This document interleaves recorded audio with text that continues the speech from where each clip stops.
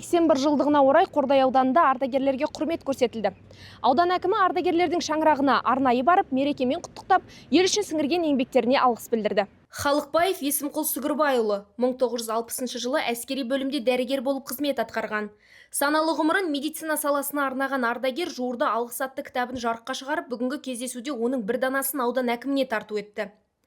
Ардагердің айтуынша, еңбекте денсаулық сақтау мен халық емшілігіне қатысты тың мәліметтер қамтылған. Әскери бөлімде жұмыс істедім, дәрігер болып. Ол кезде ол Советтер Союзының барлық жағынан келіп емделетін. 14 жыл службада болып Қырғызстанда, 87 жылы отставкаға кеттім.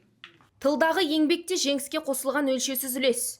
Мерекелік күні тыл ардагері Жексебаева Ұлжан апаның шаңырағына арнайы барған аудан азаматтары ақ жаулықты анаға құрмет көрсетіп, ізгі тілектерін жеткізді. Ардагер бүгінгі бейбіт күннің қадірін ерекше атап өтті. Жаспыз ғой, кішірек. Шамамыз келгенше көмектесіп жүретінбіз.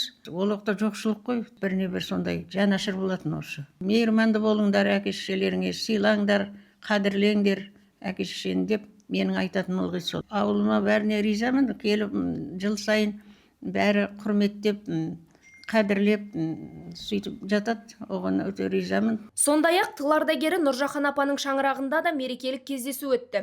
Ардагер ел бірлігі мен амандығының маңызын айтып, кейінгі ұрпаққа жүрек жарды тілегін жеткізді.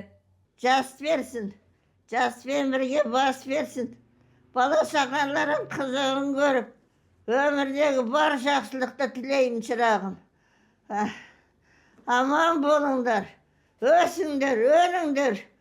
Өмірдің барлық қызығын көріңдер, шырақтарым. Қариясын қадірлеген елдің қашанда рухы биік. Ардагерлерге көрсетілген құрмет ел тарихына, ерлік пен еңбекке тағзымның белгісі. Ол жеңістің маңызын ұғындыру, аға буынның өнегесін кейінгі ұрпаққа жеткізу баршаға ортақ міндет. Айгерім Қожабайқызы, Нұрали Абиұлы, Қордай 24 Ньюс.